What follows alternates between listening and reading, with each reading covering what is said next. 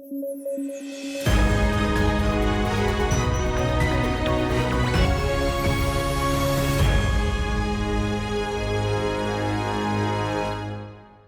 News at 9 programme में आपका स्वागत है। मैं हूं अमृत उपाध्याय। आइए जल्दी से देखें आज की हेडलाइन।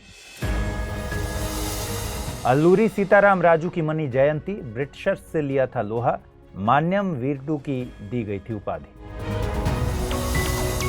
माइनर रेप विक्टिम के लिए लॉन्च की गई विशेष योजना निर्भया फंड से होगी संचालित, मिशन वात्सल्य से ली जाएगी प्रशासनिक संरचना। और ट्विटर ने पोस्ट रीडिंग पर लगाई लिमिट, डेटा स्क्रैपिंग के लिए उठाया गया कदम, निजता का होता है हन।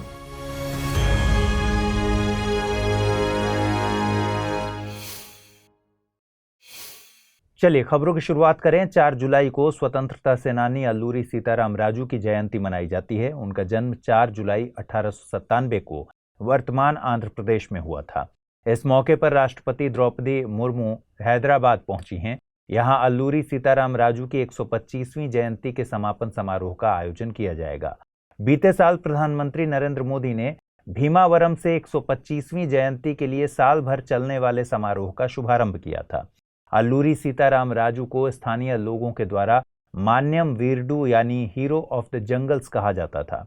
उन्हें पूर्वी घाट में जनजातियों के हितों की रक्षा के लिए ब्रिटिशर्स के साथ लड़ाई के लिए जाना जाता है। उन्होंने ब्रिटिशर्स के प्रति गुरिल्ला प्रतिरोध की नीति अपनाई थी। उनका ज्योतिष और चिकित्सा का ज्ञान और जंगली जानवरों को वश में करने की क्षमता ने उन्हें स्थानीय निवासियों के बीच सम्मान दिलाया था। क्षेत्र के स्थानीय आदिवासी समुदायों के बीच ब्रिटिशर्स के प्रति नाराजगी की 2 प्रमुख वजहें थीं। पहली, पोडू खेती पर प्रतिबंध लगाना। दरअसल पोडू खेती एक शिफ्टिंग कल्टीवेशन है। इसमें स्लैश एंड बर्न की तकनीक अपनाई जाती है। ब्रिटिशर्स ने इन वनों को रिजर्व फॉरेस्ट घोषित करके इस खेती पर प्रतिबंध लगा दिया था। दूसरी वजह थी फॉरेस्ट एक्ट 1882 के जरिए माइनर फॉरेस्ट प्रोड्यूस मसलन पत्ते आदि के कलेक्शन पर प्रतिबंध लगाना। इन वजहों से उपजे असंतोष ने आदिवासियों को अल्लूरी सीताराम राजू का फॉलोअर बनाया। ब्रिटिशर्स की एक और नीति ने अल्लूरी सीताराम राजू की पॉपुलैरिटी में इजाफा किया। दरअसल उस वक्त गोदावरी, गंजम और विशाखापट्टनम के पहाड़ी क्षेत्र ब्रिटिशर्स के तहत आते थे। उन्होंने उन क्षेत्रों के स्थानीय राजाओं की शक्तियां सीमित कर दी थीं। इन राजाओं को मत्तादार कहा जाता था। इन्होंने भी अल्लूरी सीताराम राजू के नेतृत्व में ब्रिटिशर्स के खिलाफ विद्रोह किया। ब्रिटिशर्स के खिलाफ बढ़ते विद्रोह ने 1922 में रंपा विद्रोह या मान्यम विद्रोह को जन्म दिया था। इस विद्रोह का नेतृत्व अल्लूरी सीताराम राजू ने किया था। यह विद्रोह मई 1924 में उनकी मौत के साथ खत्म हो गया।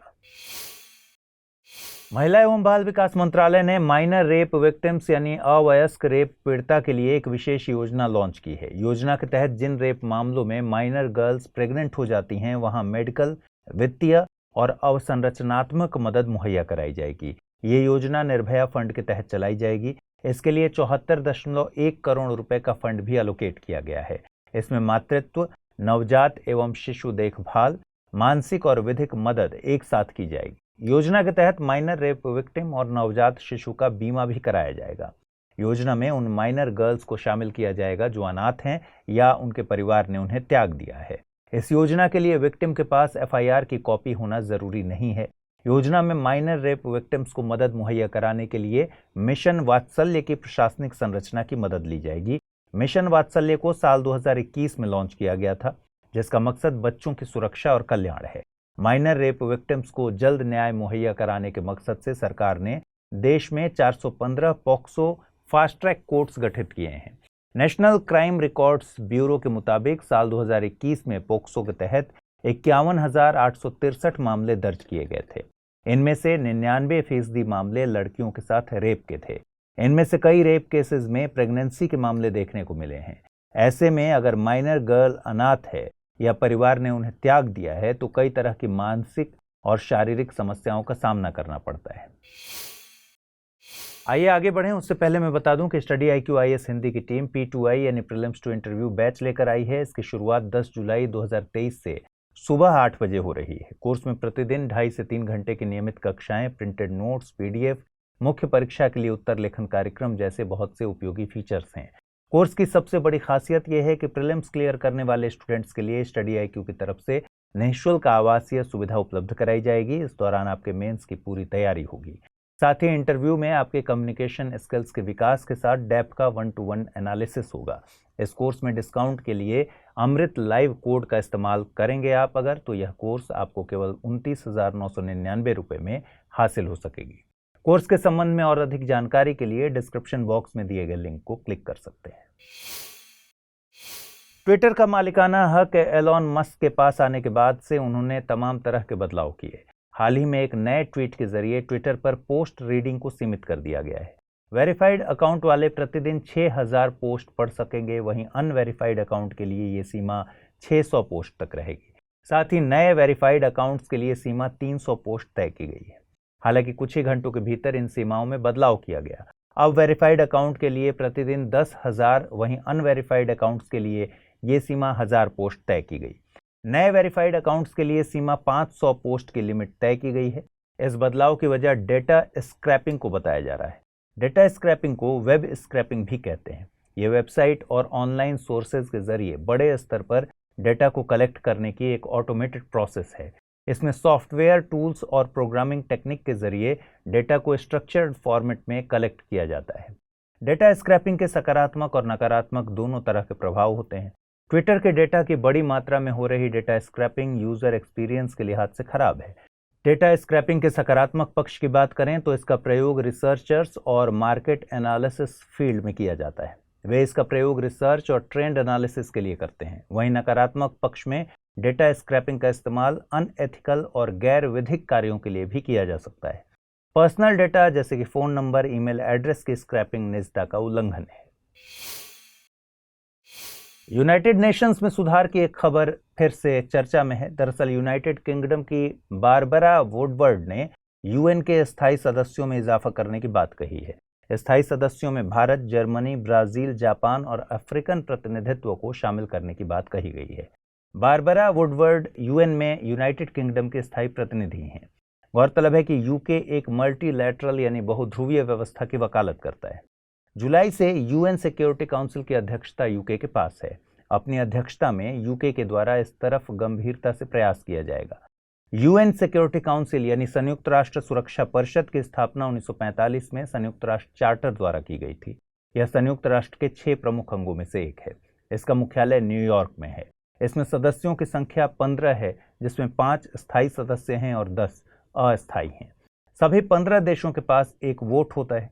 5 स्थायी सदस्यों में से यदि कोई एक भी प्रस्ताव के विपक्ष में वोट देता है तो वह प्रस्ताव पारित नहीं हो सकता। इसे वीटो पावर कहते हैं। इन 5 स्थायी सदस्यों में यूएसए, यूके, रूस, चीन और फ्रांस हैं। यूएन सुधारों में स्थायी सदस्यों की संख्या बढ़ाने की बात प्रमुखता से की जाती है। आइए अब जल्दी से देखें आज के बुलेटिन पर आधारित क्या सवाल बन सकते हैं।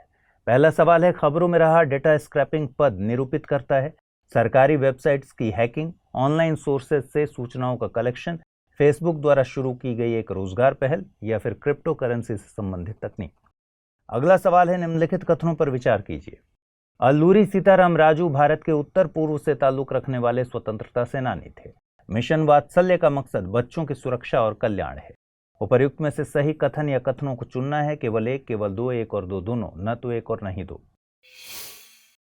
आइए अब देखें कि पिछले बुलेटिन में मैंने आपसे क्या सवाल पूछे थे और उनके सही जवाब क्या है। पहला सवाल था, ग्रंथों में उल्लिखित धर्म चक्र प्रवर्तन है बुद्ध का दर्शन, सारनाथ में दिया गया उनका प्रथम उपदेश, उनके धार्मिक आदर्श या फिर बौद्ध अनुष्ठान। सही जवाब है विकल्प बी यानी सारनाथ में दिया गया उनका प्रथम उपदेश। अगला सवाल है, निम्नलिखित कथनों पर विचार कीजिए। एससीओ एक अंतर सरकारी संस्था है। इसका मुख्यालय शंघाई है। भारत इसका स्थायी सदस्य है। कितने कथन सही हैं बताना था। इसका सही जवाब है विकल्प बी यानी केवल 2 ही कथन सही हैं। इसका मुख्यालय बीजिंग में है। तो आज इस बुलेटिन में इतना ही रखते हैं। आज जो सवाल मैंने पूछे हैं उनके जवाब आप कमेंट बॉक्स में जरूर दीजिएगा। और अगर आप इस बुलेटिन की पीडीएफ हासिल करना चाहते हैं तो अमृत उपाध्याय 007 टेलीग्राम चैनल पर जाइए, जहां इसकी पीडीएफ आपको मिलेगी। अपना ख्याल रखिए, ठीक से पढ़ाई कीजिए। नमस्कार।